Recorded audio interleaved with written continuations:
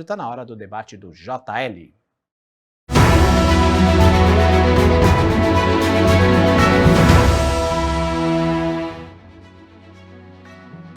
Vamos falar de um dilema brasileiro: como equilibrar as contas públicas.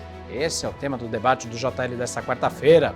Diante da instabilidade econômica, o governo brasileiro propõe uma medida preventiva que pode redefinir a política fiscal do país, através do chamado gatilho fiscal. O instrumento tem o objetivo de controlar reajustes salariais e concessões fiscais até a comprovação do cumprimento das metas de 2024. Para analisar a viabilidade e as possíveis consequências dessa abordagem para a economia do país, eu recebo no estúdio do JL Sérgio Roberto Rodrigues. Tudo bom, Sérgio? Tudo bem. Ele é delegado...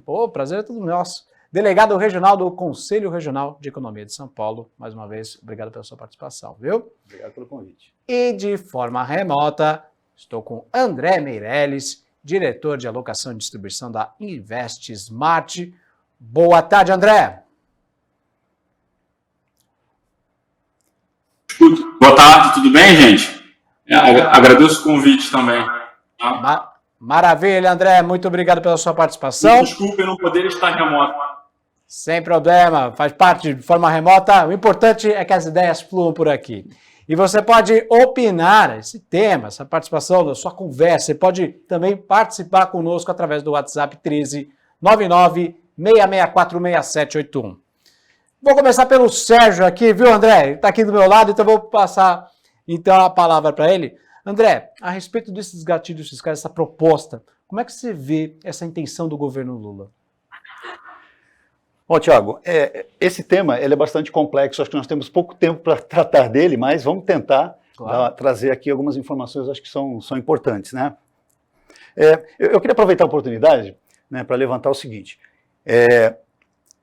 Eu fico sempre um pouco incomodado quando eu vejo assim nos jornais, né? Dizer assim, a opinião dos economistas, porque os economistas acham, né? E a gente não há, como se tivesse um consenso, né? E esse, por exemplo, é um tema em que não há consenso, né? A gente tem algumas concordâncias e muitas discordâncias, né? Mas é um tema bastante complexo e complicado. Então, quando se diz assim, opinião do economista, tem que dizer qual é o economista, né? O que ele faz, quem é ele, né? Porque as nossas opiniões são muito divergentes em relação a esse tema. Então, acho que é importante salientar essa questão. A outra questão é que nós estamos num período em que até estava conversando aqui fora com o Pavão e as pessoas, a gente está vendo um momento dicotômico, ou seja, ou você é contra ou você é a favor, né? Então, isso anula o debate, né? Prejudica o debate sobre um assunto tão importante, porque tem várias nuances no meio, né, que a gente precisa ser considerado. Então, por exemplo, eu e o André podemos discordar num monte de coisa e concordar em outras, né? Certo. Então é importante a gente estabelecer isso num debate. Essa dicotomia, ela é uma deformidade, né, uma deformidade cognitiva, né? Ou seja, uma deformidade das ideias, do pensamento. Então, é importante estabelecer esses debates como esse aqui, em que a gente possa expor nossas opiniões, certo, ouvir a opinião do outro, esclarecer para a população poder pensar a respeito desse assunto. Né? Perfeito, Sérgio. Eu acho que era introdução para não ter... Certo. Eu acho que é importante isso. André, sua opinião a respeito desses gatilhos, por gentileza. Então, vamos lá. Aqui, enquanto alocador, né, na Invest Smart, eventualmente, mais do que a minha opinião, é sempre tentar olhar o que o mercado está pensando, tá? Então, fato dólar continua num patamar mais ou menos de sempre ali, variando em torno de R$5, tá? Então, o que eu diria o mercado é relativamente neutro, tá? Eu entendo que é uma continuidade, né, de uma mudança que veio com o teto de gastos lá em 16, com o Temer. Essa discussão era muito voltada para a contenção de despesa na época, né? A gente olhava sobretudo para o gasto, né? O teto de gasto. Essa legislação né, evoluiu para um arcabouço fiscal que a gente passa a olhar superávit, então a gente olha arrecadação e despesa junto, né? Eventualmente, hoje, o governo até o momento tem feito um trabalho muito forte em torno de arrecadação, tá? Eu estou falando de tributação de fundo exclusivo, eu estou falando de tributação de BET, a volta do ICMS em combustível, está assim aumentando a arrecadação. Agora, o que a gente precisa ver, né, talvez seja um pouco mais na parte dos gastos, né, de que os gastos têm os impactos que a gente esperaria na economia, né, durante a pandemia. Aí acho que só contextualizando, tá, esse problema não é só do Brasil, tá, gente? É do mundo inteiro. Hoje em dia, os governos gastaram muito na pandemia, né, exonerações, e agora o prazo dado para essas exonerações lá na época da pandemia expirou. Tá? E aí, a gente vai a gente vai renovar essas desonerações, né, essas isenções fiscais ou não, faz sentido ou não, né? E aí, uma boa metodologia para avaliar cada um dos programas friamente, né? Eu acho que vocês colocaram, né, assim, problemas complexos, tem soluções complexas, não tem jeito, tá? Mas isso seria muito bem-vindo. Eu acho que é isso que a gente sente falta aqui na ponta da alocação quando olha, tá? É isso. André e Sérgio, então a solução, é claro que os gastos não vão parar, inclusive o gasto obrigatório está subindo mais, né, do que o arcabouço, né? Essa é a informação que eu peguei no Jornal Estado de São Paulo. E esse aumento das despesas, na opinião de vocês, existe a possibilidade, por exemplo, do país paralisar os serviços, por exemplo, de ministérios essenciais? Educação e saúde são os que mais consomem, inclusive, é o que vão tomar boa parte da arrecadação, né, da receita do governo federal. E o resto dos ministérios, como é que fica nessa questão? Vou começar pelo André. Assim, paralisar vai ter, faz parte, tá? Ter ruído, né? Mas fato as regras estão muito claras. O governo, quando manda para o Congresso um documento dizendo a meta é essa aqui, né? E aí a gente tinha uma sinalização, mas agora para 2025, né, de 0,5% de superávit, agora é zero, mas é mandatório, né? Eventualmente ela pode mudar sim, tá, gente? Pô, se tiver uma nova pandemia, esse número muda, é justo mudar, ninguém vai ser contra isso. Agora, as consequências da gente não bater a meta, né, foram endereçadas com esses gatilhos. Tá? E tá todo mundo no jogo, tá o governo, tá o Congresso, né? A sociedade muito consciente, olhando muito de perto esse problema, né? Não é à toa, não é por acaso que a gente está aqui fazendo justamente essa discussão. Isso é importantíssimo, tá? Então, assim, paralisar acho difícil, né? A dívida do Brasil é denominada em real, sobretudo, né? Então, no limite, o governo vai ter sempre a opção de se financiar através de inflação. Enfim, entrando um pouco aqui numa coisa mais técnica, não sei se é o caso, mas pode ter ruído, mas está todo mundo muito ciente do que a gente espera. E aí sim, né, a questão a gente vai quando chegar num momento de muito estresse, a gente muda a regra de novo ou a gente mantém o que está escrito, tá? Logicamente, para os investimentos, a gente precisa de manutenção das regras vigentes, né? É isso. Sérgio, como é que você vê essa situação? Então, eu acho que a gente precisa dimensionar as coisas, né? Eu acho sempre importante a gente olhar para o orçamento e a gente ver o peso de cada tipo de despesa, de cada tipo de gasto, né? E quando a gente pega o orçamento, eu até retirei uma pizza aqui, né? 43% de tudo que é arrecadado, de todos os impostos, né, arrecadados com muito esforço pelo governo, 43% é para o serviço da dívida. Então, são recursos que vão ser repassados para os rentistas, né, para o mercado financeiro, para pagamento, né, do serviço da dívida. Então, quando a gente olha um orçamento de 100%, quer dizer, quase metade dele vai para o serviço da dívida, sobra muito pouco. E se a gente olhar, por exemplo, para o restante, 20%, 20,93%, vai para a Previdência Social, que é um gasto obrigatório, quer dizer, não tem jeito, né? A gente pode até discutir a questão previdenciária, que é mesmo um gargalo, é um problema sério, que precisa ser discutido, né? Aí quando a gente olha para assistência social, é 6%. Então veja bem, com Bolsa Família, com toda a dificuldade que o Brasil tem, toda a carência que nós temos, somente 6% do orçamento vai para assistência social. Quando a gente olha para a educação, são 3%. Então eu alerto, assim, aí tem mais 4% mais ou menos, que vai para pagamento de precatórios esse ano. Então, quer dizer, vai para pagar precatório um valor superior ao que gasta com educação e um pouco menos do que é gasto com assistência social. Então, eu só queria ver essa proporção, de 40 e poucos por cento vai para os rentistas, e o que sobra, né, é muito pouco, 2,60% para a saúde é um valor irrisório dentro do orçamento. Então, aí a gente olha os gatilhos. Para onde estão apontando os gatilhos? Os gatilhos estão apontados exatamente para esse serviço, saúde, educação e assistência, que é muito pequeno dentro do orçamento, né? Então, a gente precisa olhar, porque não há nenhum gatilho voltado ao pagamento de juros. Por isso que o governo tem se esforçado muito em reduzir a taxa de juros, né? Discutindo muito com o Banco Central, porque ou a gente para com esse estrangulamento, ou nós não vamos ter orçamento para suprir as necessidades que a população tem, né? Então, e esses gatilhos não são novos, isso aqui vem desde o ano 2000, né?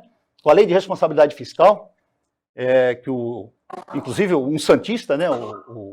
O José Roberto Afonso, que é um santista, que participou efetivamente da criação da Lei de Responsabilidade Fiscal, que traz um controle dos gastos já na LDO, Lei de Diretrizes Orçamentárias. Essa lei continua em vigor, continua existindo. Então, o fato de existir essa lei do teto de gastos e agora um outro arcabouço fiscal mostra a nossa incapacidade, né, de controlar os gastos públicos, né?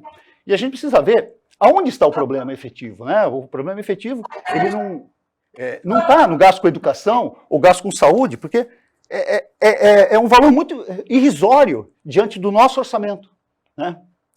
Então, ou a gente resolve essa questão dos juros, né? E a questão da dívida aqui, talvez até fazendo uma auditoria nessa dívida, ou a gente não consegue resolver, né? Porque uma boa parte do PIB brasileiro, ele vai para pagamento de juros, seja o governo, a população paga juros altíssimos nos empréstimos consignados, a população está endividada, o governo está tentando resolver o problema do endividamento das famílias, as empresas pagam juros elevadíssimos, né? E elas precisam de obter empréstimos e financiamentos para poder se capitalizar e investir na economia real, né? E nós estamos vivendo essa dificuldade, né? Então, eu acho que nós precisamos ver para onde estão sendo apontados esses gatilhos, né? É muito importante que a gente discuta isso. Não dá para cortar mais na área social e na área de educação, por exemplo. Perfeito. Tu concorda com isso, André?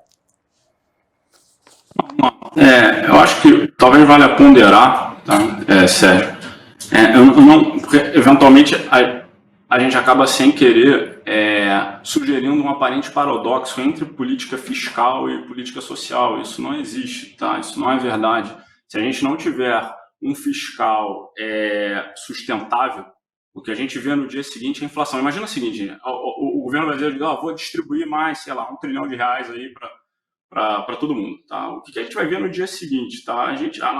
O poder de compra da nossa moeda vai ficar, provavelmente, ficará comprometido. A gente deve ver uma fuga de dólar, tá? A gente deve ver muita gente querendo transformar real em dólar e ir lá para fora, tá? Existe uma série de bens, produtos, serviços que a gente consome que tem custo dolarizado, a inflação vai lá para cima no dia seguinte, tá? Porque esse custo aumenta. Isso bate sobretudo nas camadas menos favorecidas, tá? Então, controlar a inflação é importante, tá? Eu não estou dizendo que necessariamente gastos do governo, assim, de maneira alguma, tá? Eu estou dizendo isso, o governo vai gastar mais, isso vira inflação no dia seguinte, porque tem toda uma questão de ancoragem das expectativas da inflação, que não é um processo maquineísta, não é um processo se A, então B, tá? Existe lá o que o Fed está fazendo com a taxa de juros lá fora, assim, mas é importante trabalhar com expectativas de inflação ancoradas para evitar, inclusive, trazer problema para setores, para as pessoas que têm boa parte da renda transformada em consumo logo em seguida, né? Onde o supermercado é muito relevante na renda da pessoa. Isso, acho que é um problema complexo, tá, gente? Sim. E ficam os investimentos? Os investimentos ficam paralisados, então, dessa forma? Como é que você vê isso, André? Os investimentos... Não, assim, eu comecei falando isso, acho que tem que ser mais criterioso, a gente tem que ter bons critérios, boa metodologia para fazer ele no lugar certo, tá? É um pouco isso. Não dá, assim, a gente não pode achar que não, é o governo quem vai, o governo é o grande vetor aqui de expansão de PIB, né, de atividade econômica, a gente precisa ali do setor privado dividindo o risco, dividindo o investimento, né, exigindo eficiência, né, fazendo eficiência, eu acho que isso trabalha junto, tá? É um pouco isso. Sérgio, fica à vontade. Eu acho que é importante a gente enxergar, a dívida é grande? Ela é grande. Em relação a quê? Em relação ao PIB. Então nós temos duas formas de reduzir isso. Ou pagando a dívida, né? Ou fazendo o PIB crescer. Né? Quer dizer, é importante, o país precisa crescer. Nós não vamos sair dessa situação, né, se o país não crescer. Tem que crescer. Para isso tem que ter uma taxa de juros que esteja no mercado. Né? A economia real tem que... o que é a economia real? É aquela economia em que a empresa vai fazer investimento, vai pegar um empréstimo, vai fazer um investimento, ela vai comprar máquinas, equipamentos, tecnologia, né? Ela vai produzir bens e serviços, ela vai vender, né? Vai empregar as pessoas vão ter renda, vão poder comprar esses bens e serviços, né? E essas pessoas vão comprar mais, enfim, a economia circula assim, a economia real. O que nós estamos vivendo hoje é que, com essa taxa de juros que a gente vem vivendo, a gente vem há décadas, com crescimento pífio, em torno de 1%, 0,5%, e a gente vem nessa toada, aqueles voos de galinha, né, que a gente chama, e o país não desenvolve. Né? Então, onde é que está o problema disso? Né? Está no financiamento do desenvolvimento do país dentro da economia real. As empresas precisam ter juros que estejam de acordo com as suas possibilidades, porque com uma taxa de juros desse tamanho, o empresário pega o dinheiro e põe no mercado financeiro. E, aliás, colocar dinheiro no mercado financeiro é aplicação financeira, não é investimento. Investimento é quando ele compra máquinas, equipamentos, que vai produzir bens e serviços. Né? Então, a gente precisa reinverter e ver como é que a gente resolve esse problema do sistema financeiro no Brasil. Né? Como é que a gente sai dessa armadilha? Porque se a gente não sair dessa armadilha, a economia real não deslancha e nós vamos continuar com um país com problema social, com problema de toda a ordem. Né? Nós somos a 9ª economia do mundo e não conseguimos sair, trazer bem-estar para a sua população. Né? E vem sempre essa história de que, não, porque se tiver problema social, né, o dinheiro vai embora. Não vai embora. Não vai embora porque isso aqui é um paraíso. Né? Não vai. Então, a gente precisa pensar efetivamente como é que a gente inverte isso. Né? Eu até passo para o André essas questões que eu estou colocando. Como é que a gente pode contribuir para que o mercado financeiro, né, efetivamente contribua nesse sentido? Porque não tem gatilho para o mercado financeiro. Aliás, o governo está autorizado a pegar mais, se endividar para pagar mais juros. Se o governo quiser se endividar para pegar mais juros, ele pode pegar. Então é dívida sobre dívida. O governo vai se endividando, vai pagando juros e vai repassando para os rentistas. E não sobra dinheiro, como a gente está vendo aqui. É notório, 43% vai para juros e serviços da dívida e só 5, 6% do orçamento vai para a saúde e educação. Nós não podemos continuar desse jeito. Como é que você vê essa questão? Os números mostram, né? Deixa eu pontuar alguns... Cara, juros quem escolhe é quem empresta. Tá?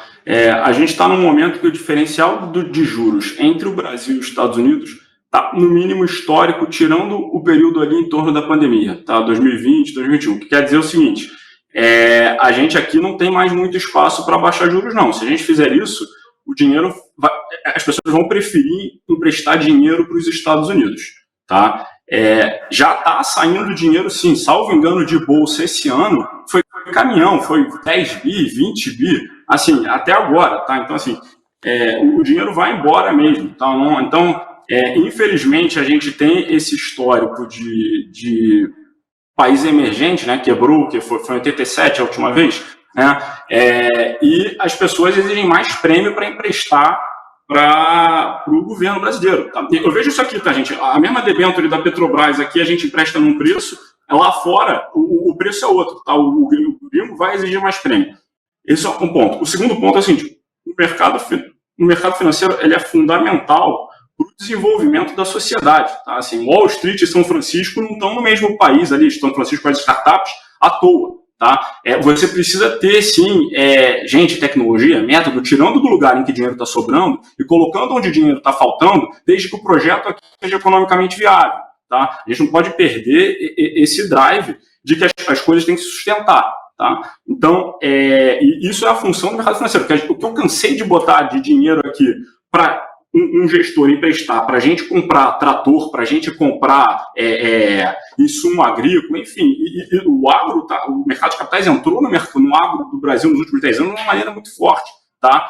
Junto, né, acompanhado ali de alguma redução de um player público relevante, mas o mercado financeiro tem que chegar junto, tá? Não existe a economia, essa dicotomia, não, aqui é economia real, aqui é mercado financeiro, e eles não, é uma coisa só, tá? A gente tira dinheiro do lugar que sobra e põe onde precisa e o projeto é bom, tá? E aí o cara compra o trator, compra o insumo, enfim. Então, eu acho que o Brasil tem evoluído muito nesse sentido nos últimos 10 anos, né? Para a gente, aí o problema do mercado, né, é a estabilização da dívida, né? Você não empresta por um... Eu vou dar um exemplo aqui, tá? Fiz que o governo, o seu cunhado está lá no sofá tomando cerveja, tá? Você vai emprestar dinheiro para ele? Não, né? Aí o seu cunhado, de repente, diz que ele começou a procurar emprego, tá? Opa, agora já é mais fácil. Não, assim, você vai emprestar dinheiro pro teu cunhado, porque é a família, lógico, você vai, então, enfim. Mas aí o teu cunhado se empregou, mas continua precisando ali de uma liquidez, de um dinheiro. Você empresta mais tranquilo, ele está empregado, tá? Então, é um pouco assim que o mercado avalia na hora de emprestar. Achar que a gente tem condição de escolher a taxa de juros que a gente quer é alguma coisa, é um experimento complicado, tá? Acho que é para dizer o mínimo aí, nesse sentido. Sérgio, você concorda? Não, eu acho que a taxa de juros ela podia ter baixado num ritmo melhor e, enfim, ninguém vai fugir daqui por conta de... Eu sei que tem influência, veja bem, eu acho que o mercado financeiro, eu não sou inimigo do mercado financeiro, né? Eu acho que o mercado financeiro ele é fundamental, está lá na Constituição, né? Ele tem um papel de fomentar o desenvolvimento econômico, de financiar, né? Então, ele tem um papel importante, tanto para financiar as dívidas públicas, como financiar as pessoas, as famílias e financiar as empresas, né? Mas os próprios empresários hoje, quer dizer, da economia real, né, têm se manifestado que é impossível investir, né? Nós precisamos sair desse círculo.